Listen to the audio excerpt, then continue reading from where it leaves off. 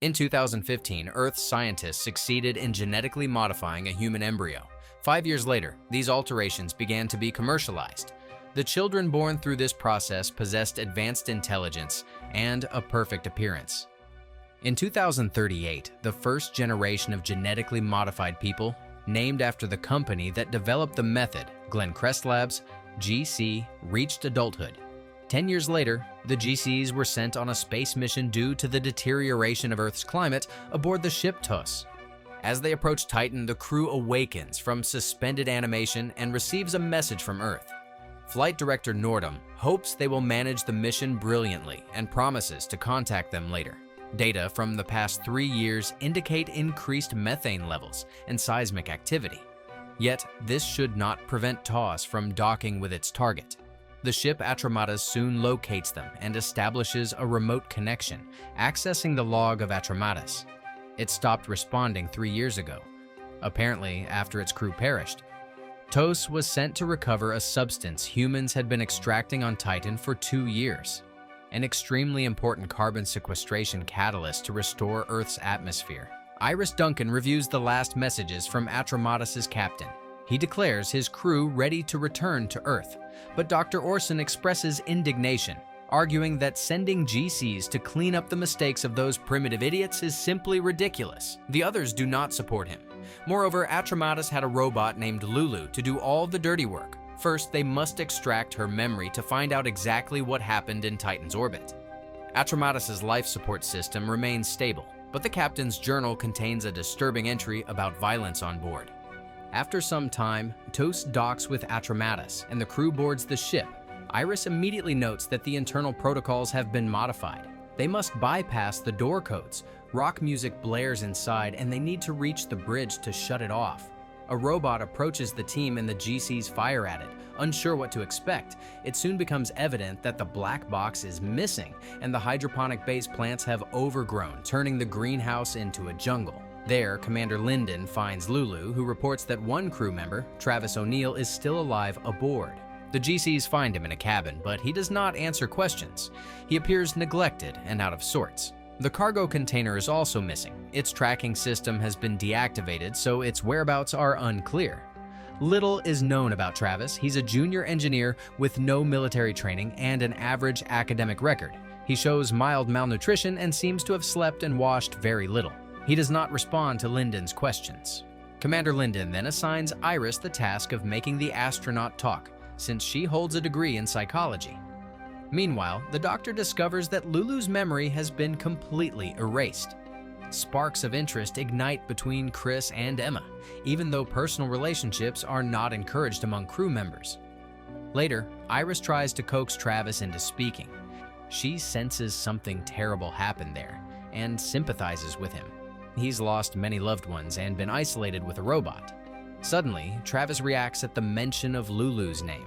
The GCs notice that Lulu displays unusual characteristics, something normally not done with robots. It turns out Travis himself implemented those traits.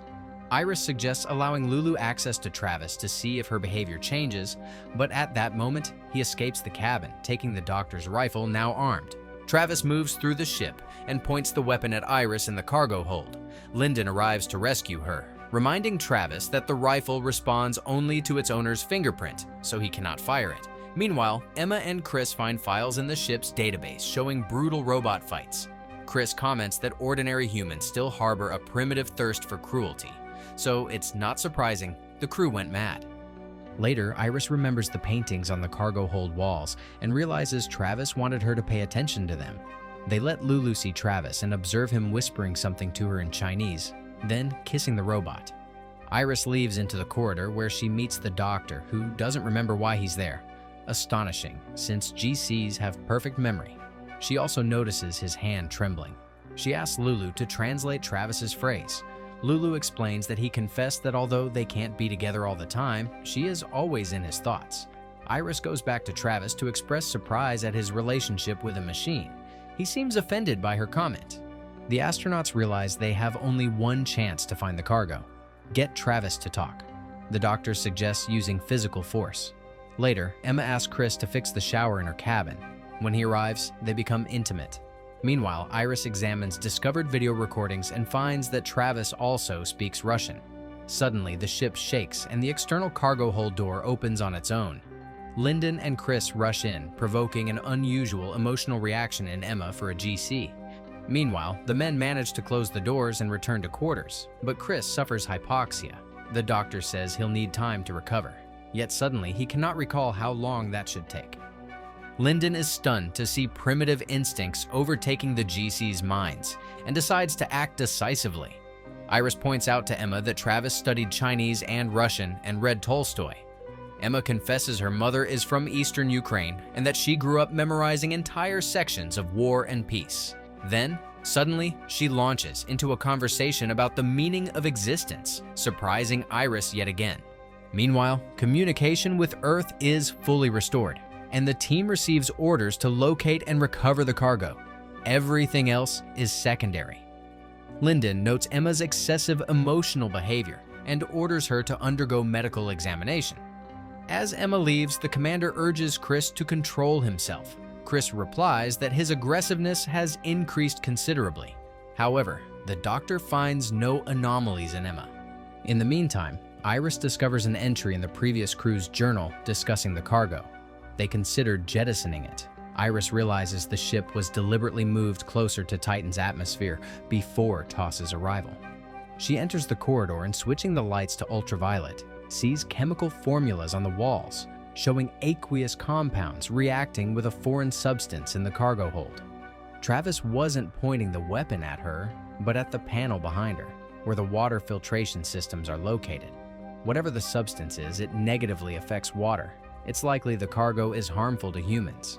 Lyndon does not believe her conclusions. Meanwhile, Travis begins to speak with Iris. He says TOS means perfect and was named for its immaculate crew. He believes their true purpose is to destroy imperfect humans.